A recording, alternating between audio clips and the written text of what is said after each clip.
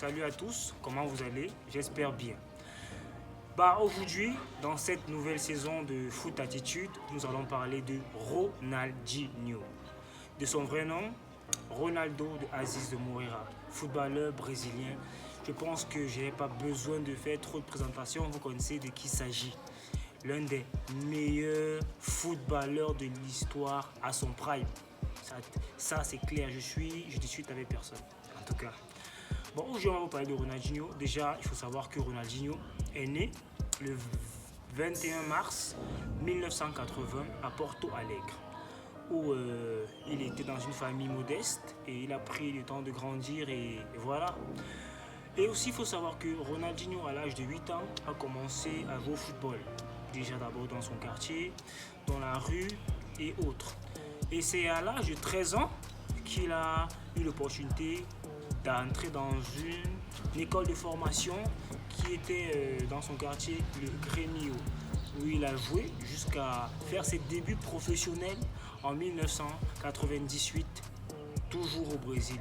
Et de là, Ronaldinho a vraiment commencé à montrer de son génie, à montrer de ce qu'il était capable de faire avec le ballon, et ce qui a fait en sorte que des clubs européens ont commencé à mettre des yeux sur lui. Ronaldinho, en 2001, a signé au Paris Saint-Germain.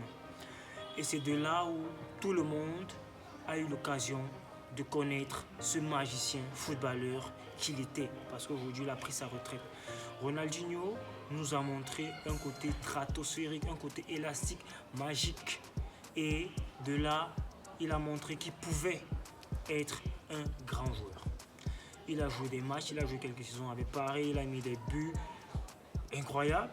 Et après, il a décidé de quitter la France pour aller du côté de l'Espagne, plus précisément à Barcelone, en Catalogne, où il est arrivé et la première saison, il a montré directement qu'il était capable de faire ce qui n'était pas possible avant, c'est-à-dire éliminer des gens contre un, donner des sombreros à 3 joueurs en même temps. Il nous a montré qu'il était le meilleur joueur de la planète. Ensuite, une année après, est arrivé, pour moi, son meilleur collègue de football, c'est-à-dire Monsieur Samuel Eto'o. Il est arrivé à Barcelone, ils ont pris le temps de s'acclimater, de s'adapter et après, ils ont formé l'un des meilleurs duos de l'histoire du football. Ronaldinho, Eto'o, Ronaldinho, je pense que vous-même, vous avez été tellement ébloui de leur façon d'échanger au terrain, leur façon de jouer et autres.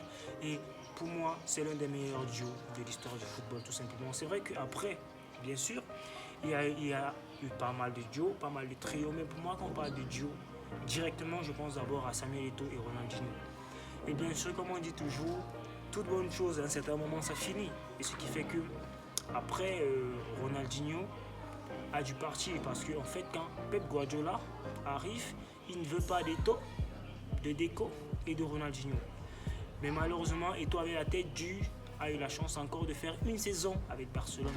Mais malheureusement, Ronaldinho et Deco sont partis. Je crois que Deco, lui, il part du côté de Chelsea et Ronaldinho à l'AC Milan où il continue à nous montrer toute cette panoplie de footballeurs complets qu'il était. Et Ronaldinho, vraiment, pour ceux qui n'ont pas eu la chance de voir ce mec jouer, vraiment, vous avez raté un des meilleurs joueurs de l'histoire du football. Et voici une petite anecdote que je vais partager avec vous. Vous savez, moi, c'est vrai que quand Ronaldinho jouait au football, je n'étais pas déjà comme je suis aujourd'hui, j'étais plus petit. Et moi, ma famille a toujours été une famille de football, c'est-à-dire on aime et on pratique le football. Ma grande sœur qui était au lycée avait un camarade, en fait, lui, apparemment, il n'était pas vraiment fan de football. Et c'est ma soeur qui dit, attends, je vais te faire aimer le football grâce à un seul joueur. Il dit, mais tu parles de qui? J'ai déjà eu à voir des matchs, t'es sûr que celui-là va être différent des autres? Et il dit, je t'assure qu'il va être complètement différent. Le week-end, comme nous sommes vendredi, samedi, dimanche, je cherche à regarder les matchs, le championnat, la Liga. Et je cherche à regarder les matchs du FC Barcelone. Et après ce match-là, remarque juste le mec qui va porter le numéro 10, le dossard 10. Lundi, on va en parler quand on va revenir au lycée. Ah, normalement, il a dit, ok, mais il n'était pas vraiment convaincu, tu vois, il n'était pas convaincu. Et après ça, il a décidé quand même, de regarder le fameux match du FC Barcelone. Il a pris la peine de regarder le match, il a regardé, et après il s'est dit, mais waouh, quel joueur, bon. Et le lundi qui suivait, en fait, c'est lui qui vient, il dit à ma soeur que bon, après ce match, il a dit mince, il s'est agenouillé devant sa télé. Il a commencé à faire ceci.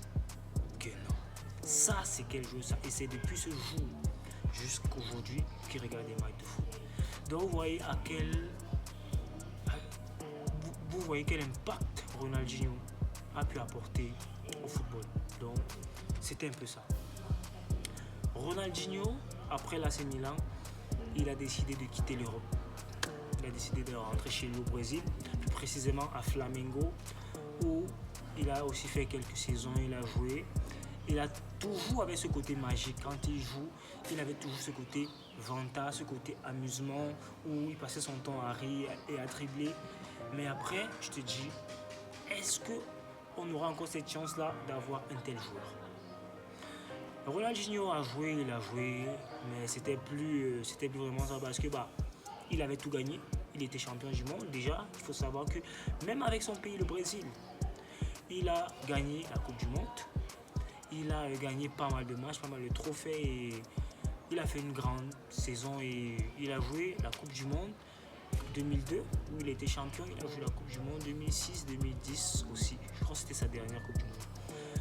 Et après, les années sont passées, le génie n'était plus vraiment à fond sur le football. Il a décidé de prendre sa retraite, c'était en 2018. Il avait l'âge de 38 ans. Ronaldinho a décidé, qu'il allait commencer à jouer uniquement au futsal et au match de gala et des œuvres de charité. Donc, voilà un peu la petite histoire de Ronaldinho, ce mec. Et je vous assure, pour ceux qui n'ont pas eu la chance de voir ce mec jouer au football, je vous prie d'aller sur YouTube, de regarder des vidéos de Ronaldinho. Je vous assure que vous allez être ébahi. Vous allez vous dire, waouh, quel joueur. Pour moi, et je le redis encore, et je pèse mes mots, Ronaldinho est le meilleur joueur de l'histoire à son prime. Pour moi, je ne sais pas qui pouvait parler à Ronaldinho quand il était à son prime. Est-ce que vous trouvez normal qu'un mec, durant l'entraînement, s'entraîne avec la barre transversale? Il tire le ballon, ça revient, il a mortigeon, il tire sa main, mon ami. C'était juste chirurgical. Donc, en fait, c'est un peu ça que je voulais partager avec vous aujourd'hui. J'espère que vous allez d'abord vous abonner. Et j'espère qu'on aura la chance de partager encore beaucoup de moments. On va se battre à venir partager avec vous toute cette très très très très belle histoire. Donc, je vous prie de rester connectés, branchés à la suite et ciao ciao.